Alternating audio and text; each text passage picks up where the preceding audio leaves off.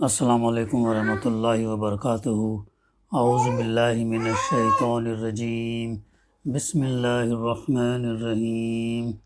سنفرغ لکم ایھا الثقلان فبأی آلاء ربکما تکذبان یا معشر الجن والانس ان استطعتم ان تنفذوا من اقطار السماوات والارض فانفذوا لا تنفذون الا بسلطان فبأي آلاء ربكما تكذبان يرسل عليكما شواظ من نار ونحاس فلا تنتصران فبأي آلاء ربكما تكذبان فإذا انشقت السماء فكانت وردة كالدهان فبأي آلاء ربكما تكذبان صدق اللہ العلی العظیم۔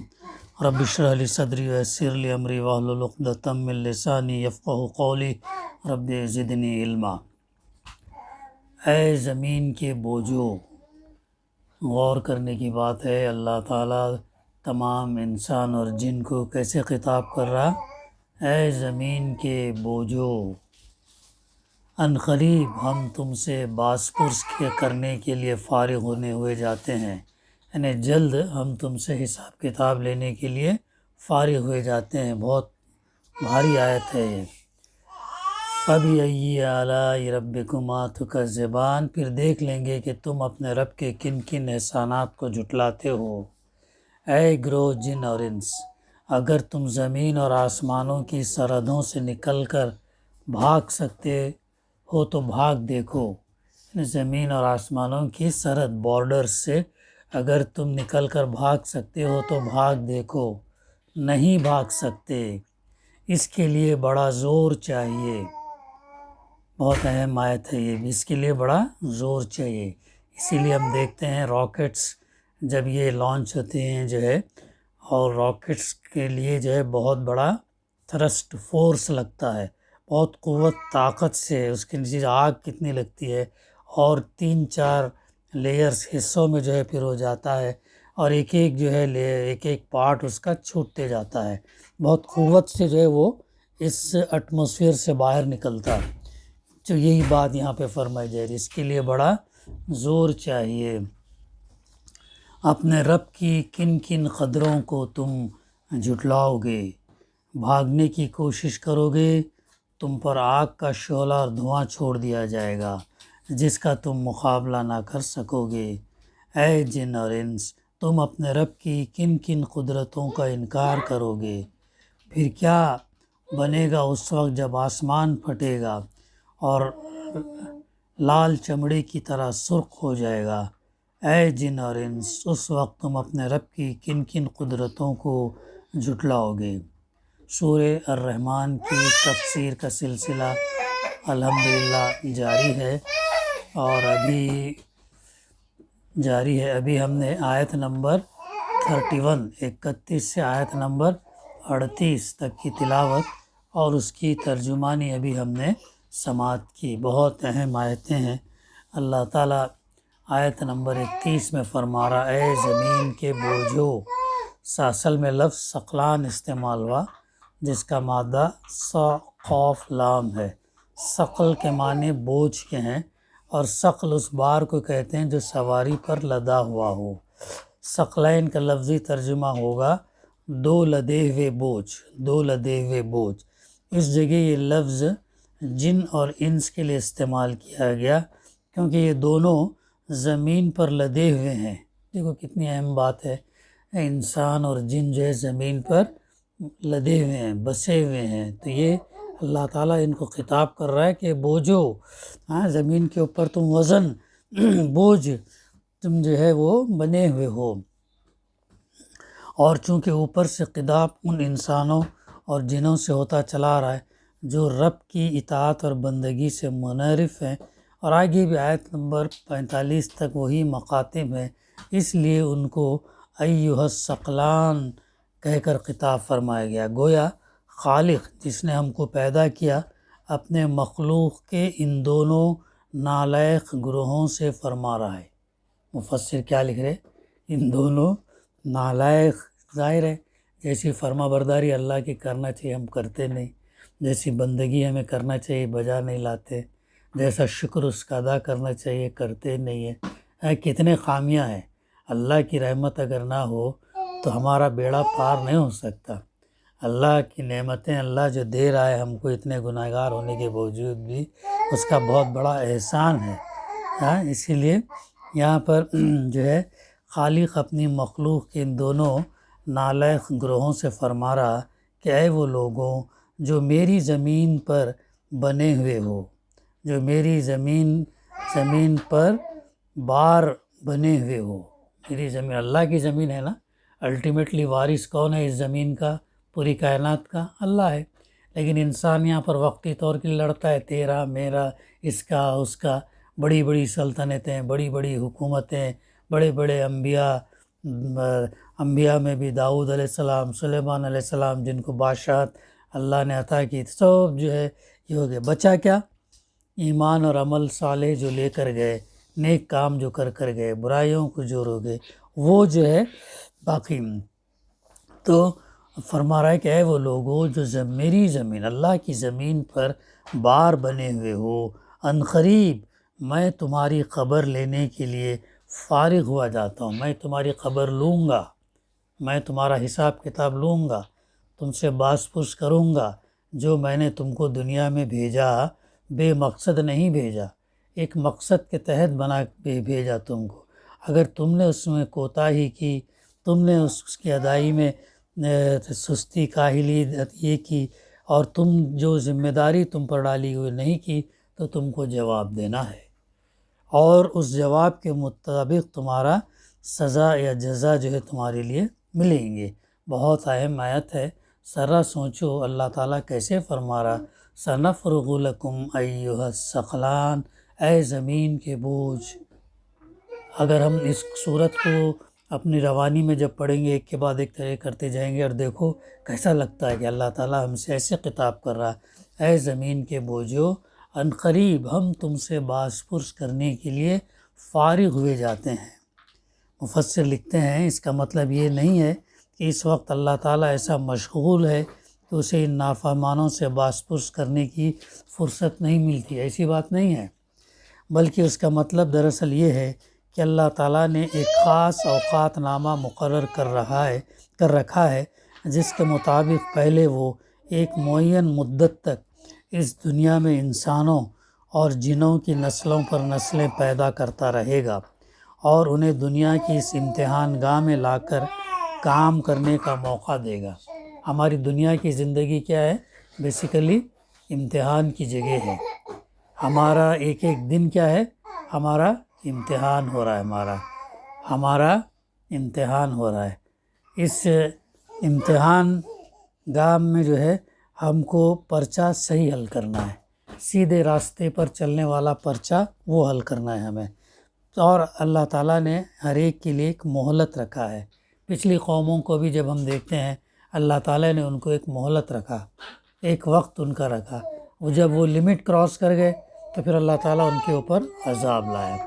ایسے ہی شیطان کو بھی اللہ تعالیٰ، جو ہمارے انسان کا بڑا دشمن ہے، اس کو بھی اللہ تعالیٰ نے قیامت تک مہلت دیا ہے۔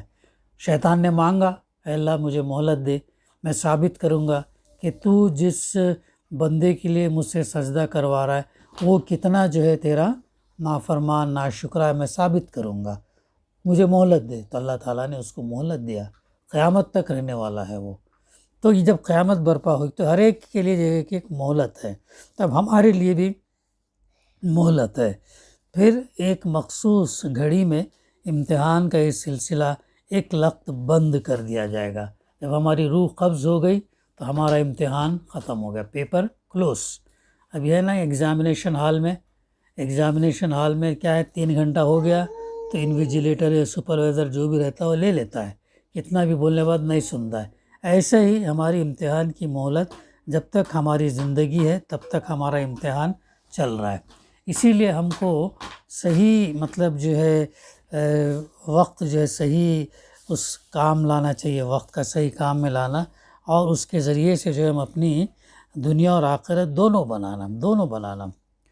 تو ایک وقت بند کر دیا جائے گا، اور تمام جن اور انس جو اس وقت موجود ہوں گے بیک وقت ہلاک کر دیے جائیں گے۔ اس سے پہلے آیت ہے نہیں، اللہ تعالیٰ کیا فرمایا؟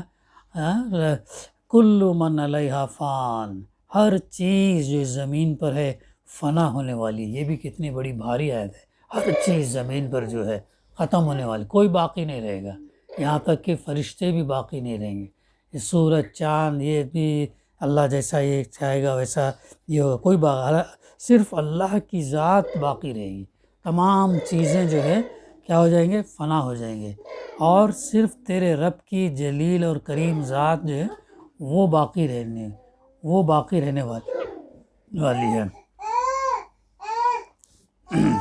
تو پھر ایک اور ساتھ نوع انسانی اور نوع جن دونوں سے باس پرس کرنے کے لیے اس کے ہاں طے شدہ ہے، جب ان کے اولین اور آخرین کو اثر نو زندہ کر کے بیک وقت جمع کیا جائے گا، تمام انسانوں کو جمع کیا جائے گا۔ ہر سورے میں تقریباً یہ بات آتی ہے آخرت کے تعلق سے کہ یہ جو ہماری زندگی ہے عارضی زندگی، اصل زندگی موت بعد کی، جب اللہ تعالیٰ تمام کو جو ہے دوبارہ پیدا کرے گا، جمع کرے گا۔ پارے ہم کی صورتوں کے اندر بتایا گیا کہ زمین چٹیل میدان ہو جائے گی، یہ پہاڑ جو ہم دیکھ رہے ہیں پہاڑ نہیں رہیں گے، رنگ برنگ اون کے مانند اڑیں گے، تمام کو اللہ سبحانہ و تعالیٰ جو ہے کیا کرے گا؟ اثر نو جو ہے ان کو زندہ کر کے بیک وقت جمع کرے گا۔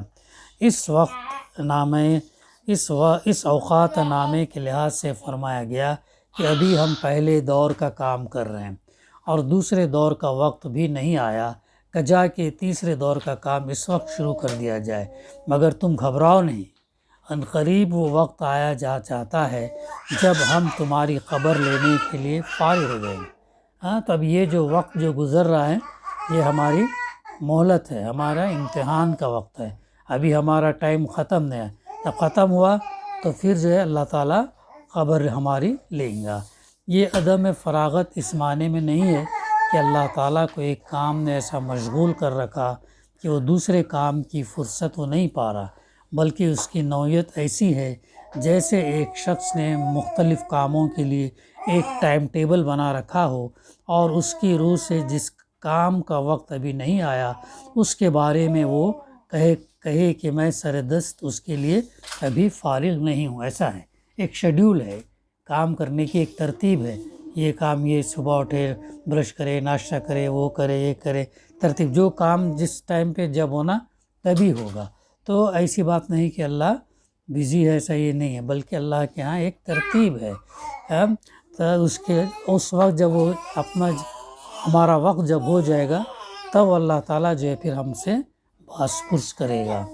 پھر اس کے بعد فرمایا جا رہا فَبِأَيِّ آلَاءِ رَبِّكُمَا تُكَذِّبَانِ، کہ تم اپنے رب کے کن کن احسانات کو جھٹلاتے ہو۔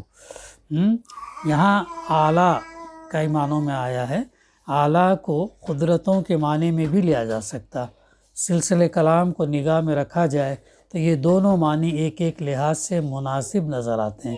ایک معنی لیے جائیں تو مطلب یہ ہوگا کہ آج تم ہماری نعمتوں کی ناشکریاں کر رہے ہو اور کفر، شرک، دہریت، فسق، نافرمانی کے مختلف رویے اختیار کر کے طرح طرح کی نمک حرامیاں کیے چلے جاتے ہو، مگر کل جب باز پرس کا وقت آئے گا اس وقت ہم دیکھیں گے کہ ہماری کس کس نعمت کو تم اتفاقی حادثہ۔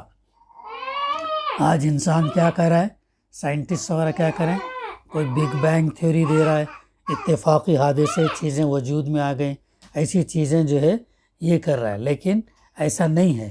قرآن جو بتاتا ہے انسان آدم اور حوا کی اولاد ہے، اور اللہ تعالیٰ نے پھر وہ نسل کو آگے بڑھانے کا ایک ذریعہ یہ کیا۔ پھر اس وقت اللہ تعالیٰ ہم سے یہ کرے گا کہ تم کن کن چیزوں کو جو ہے تم نے ناشکری کی، کن کن نعمتوں کو تم نے جو ہے کفر کیا اور اس کا شکر نہیں لایا، یا اپنی قابلیت کا ثمرہ یا کسی دیوی دیوتا یا بزرگ ہستی کی مہربانی کا کرشمہ ثابت کرتے ہو۔ دوسرے معنی لیے جائیں تو مطلب یہ ہوگا کہ آج تم قیامت اور حشر اور نشر اور حساب اور کتاب اور جنت اور دوزخ کا مذاق اڑاتے ہو اور اپنے نزدیک اس خیال قام میں مبتلا ہو کہ ایسا ہونا ممکن ہی نہیں ہے، مگر جب ہم باس پرس کے لیے تم کو گھیر لائیں گے اور وہ سب کچھ تمہارے سامنے آ جائے گا جس کا آج تم انکار کر رہے ہو، اس وقت ہم دیکھیں گے کہ ہماری کس کس قدرت کو تم جھٹلاتے ہو۔ وہاں پر انسان کیا کرے گا؟ انسان جھٹلائے گا، انسان جو ہے جھٹلائے، میں نے ایسا نہیں کیا، میں نے نافرمانی نہیں کی، میں نے شرک نہیں کیا، میں نے ناشکراپن نہیں کیا، تو جھٹلائے گا۔ تو اللہ تعالیٰ جو ہے وہ حالانکہ جانتا ہے، فرشتے سب انسان کے اعمال نوٹ کر رہے ہیں، انسان کے اعمال فرشتے نوٹ کر رہے ہیں، تو وہاں پھر انسان کے اعضاء گواہی دیں گے، انسان کے اعضاء گواہی دیں گے، آنکھ بولے گی، کان بولیں گے، ہاتھ بولیں گے، پیر بولیں گے، تب وہ کہے گا انسان، ارے تم میرے خلاف خود تم گواہی دے رہے ہو، تو وہ کیا کہیں گے؟ وہ کہیں گے آج ہمیں کوئی روک نہیں سکتا کہ ہم اس مالک کے تابع ہیں، اس کے حکم کے مطابق ہم جواب دے رہے ہیں۔ تو دیکھو کتنی بہترین بات ہے، آج دنیا میں زبان ہمارے لیے کیا ہے؟ گویا ادا ہے، زبان کے ذریعے سے ہم بات چیت کرتے ہیں، اور کان کے ذریعے سے سنتے ہیں، اور جو ہے یہی زبان کو اللہ تعالیٰ بند کر دے گا۔ اللہ تعالیٰ کیا کرے گا؟ اللہ تعالیٰ عثمان، اللہ تعالیٰ بند کر دے گا زبان کو، اور ہمارے آنکھ، ناک، کان، دوسرے اعضاء جن سے ہم یہ کیے ہیں وہ جو ہے گواہی دیں گے۔ تو یہ یہاں پر یہ ہوا۔ پھر آگے اللہ تعالیٰ آگے فرماتا یا معاشر الجن والانس ان استطعتم ان تنفذوا من اقطار السماوات والارض فانفذوا لا تنفذون الا بسلطان۔ اے گروہ جن اور انس، اگر تم زمین اور آسمانوں کی سرحدوں سے نکل کر بھاگ سکتے ہو تو بھاگ دیکھو۔ کتنی بڑی اہم آیت ہے یہ۔ اللہ تعالیٰ جو ہے انسان کو یہ کہہ رہا ہے کہ اگر تم اس زمین کی بارڈر سے بھاگ کر نکلنا چاہتے تو بھاگ کر بتاؤ ہم کو۔ حالانکہ کوئی چیز جو اوپر جاتی ہے وہ نیچے آتی ہے، کیوں نیچے آتی ہے؟ کشش ہے، گریوٹی ہے، اس کی وجہ سے نیچے آتی ہے۔ اب انسان اگر بھاگ کر جانا چاہتا ہے، تقریباً 21 کلومیٹرز تک جو ہے یہ ہے ایٹماسفیئر ہے، پھر اس کے مختلف لیئرز سائنسی تحقیقات نے بتائے ہیں، تو یہ جو سرحدیں ہیں، اگر تم بھاگ سکتے ہو تو بھاگ دیکھو، پر اللہ تعالیٰ خود اس کا جواب دیتا کہ تم نہیں بھاگ سکتے، اس کے لیے بڑا زور چاہیے۔ تو یہ زمین اور آسمانوں سے مراد ہے کائنات، یا بالفاظ دیگر خدا کی خدائی۔ آیت کا مطلب یہ ہے کہ اللہ کی گرفت سے بچ نکلنا تمہارے بس میں نہیں ہے، کسی کے بس میں نہیں ہے۔ انسان چاہے کتنا بھی ترقی کر لے، آج انسان کیا ترقی کر رہا ہے؟ کوشش کر رہا ہے کہ مارس پر جا کر بسے، چاند پر جا کر ہم اپنی زندگی گزاریں، اور نیوکلیئر اٹیک سے بچنے کے لیے زمین کے کئی میٹرز نیچے بنکرز بنا رہا ہے تاکہ وہاں پر سٹوریج کے سامان رکھ رہا ہے۔ یہ کیوں یہ کرے؟ مارس پہ پانی کی تلاش کیوں ہے؟ اس لیے کہ وہ زندگی بسر کرنے کا سامان، بیسک جو پانی ہے وہ تلاش کر رہے ہیں، یہ کر رہا ہے۔ تو کتنے دن کی زندگی ہے، کتنا انسان یہ کرے گا؟ تو اگر جو ہے اللہ کی گرفت سے بچ نکلنا تمہارے بس میں نہیں ہے، جس باس پرس، جس سوال جواب کی تمہیں خبر دی جا رہی، اس کا وقت آنے پر تم خواہ کسی جگہ بھی ہو، بہرحال پکڑ لائے جاؤ گے۔ کسی جگہ بھی انسان ہوگا تو کسی جگہ بھی اگر ہوگا تو جو ہے اللہ تعالیٰ انسان کو پکڑ کر لائے گا۔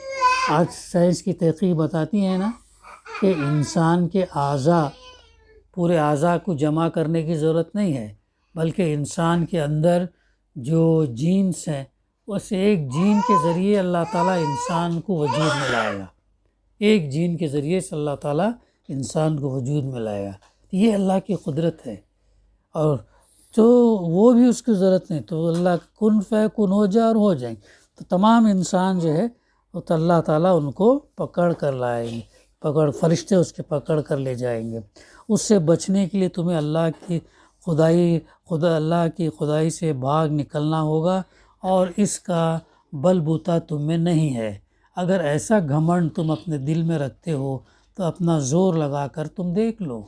آج ہم مشاہدہ کرتے ہیں جو راکٹس وغیرہ جو انسان جو بھیجتا ہے اسپیس کے اندر، کتنا تھرسٹ اور کتنا فورس، طاقت سے، قوت سے وہ نکلتی ہیں، اور کتنا آگ کا یہ آسمان جو ہے چھا جاتا ہے اس کے نیچے، پھر پارٹس جو ہے وہ ڈیزیبل کرتے ہوئے پھر جو ہے اصل حصہ آگے بڑھتا جاتا ہے۔ تو یہ کیا ہے؟ یہ فورس ہے جس سے وہ خلا میں جاتا ہے، جانے کے بعد پھر وہ چیزیں اور الگ ہیں۔ تو تم نہیں بھاگ، اس کے لیے تم کو بڑا زور چاہیے۔ پھر اللہ تعالیٰ فرماتا ہے فَبِأَيِّ آلَاءِ رَبِّكُمَا تُكَذِّبَانِ، تو اے جن اپنے رب کی کن کن قدرتوں کو تم جھٹلاؤ گے، بھاگنے کی کوشش کرو گے تو تم پر آگ کا شعلہ اور دھواں چھوڑ دیا جائے گا۔ یعنی اصل میں شواظ اور نحاس کے الفاظ استعمال کیے گئے۔ شواظ اس خالص شعلے کو کہتے ہیں جس کے ساتھ دھواں نہ ہو، اور نحاس اس خالص دھوئیں کو کہتے ہیں جس میں شعلہ نہ ہو۔ یہ دونوں چیزیں ایک کے بعد دیگر انسانوں اور جنوں پر اس حالت میں چھوڑی جائیں گی جبکہ وہ اللہ تعالیٰ کی باسپر سے بچ کر بھاگنے کی کوشش کریں گے۔ تو یہ جو ہے شعلہ کیا جائے گا جس کا تم مقابلہ نہیں کر سکو گے۔ اے جن و انس، تم اپنے رب کی کن کن قدرتوں کا انکار کرو۔ بار بار ایک ایک آیت، ایک ایک خود اللہ کی نشانی بیان کرنے کے بعد، اس کی نعمت بنانے کے بعد اللہ تعالیٰ ان سوال کر رہا ہے جنہوں نے تم کن کن چیزوں کا انکار کرو گے۔ جنات نے کیا جواب دیا؟ اے اللہ، ہم تیری کسی بھی نعمت کا انکار نہیں کریں گے کہا۔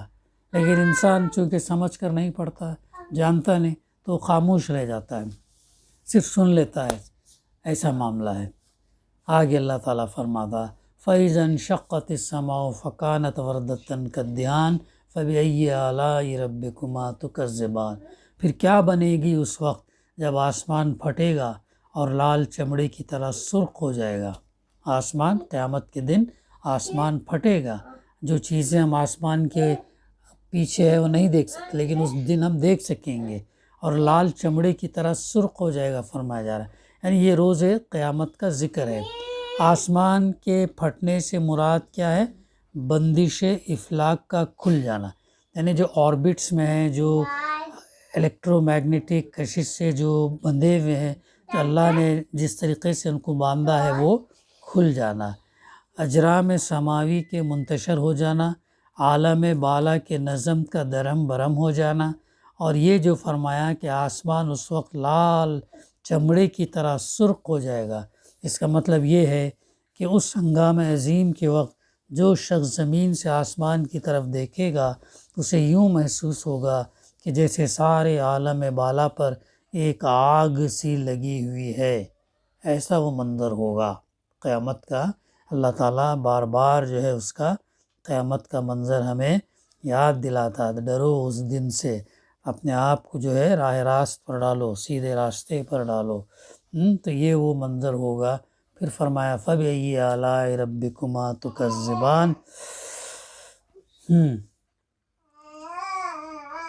تو اس کی یعنی آج تم قیامت کو جو ناممکن قرار دیتے ہو، جس کی معنی یہ ہے کہ تمہارے نزدیک اللہ تعالیٰ اس کے برپا کرنے پر قادر نہیں ہے، مگر جب وہ برپا ہو جائے گی اور اپنی آنکھوں سے تم وہ سب کچھ دیکھ لو گے جس کی تمہیں خبر دی جا رہی ہے، اس وقت تم اللہ کی کس کس قدرت کا انکار کرو گے۔ تو یہ ہے آج کے درس کی جو آیتیں انتخاب ہم نے کیا تھا وہ اختتام۔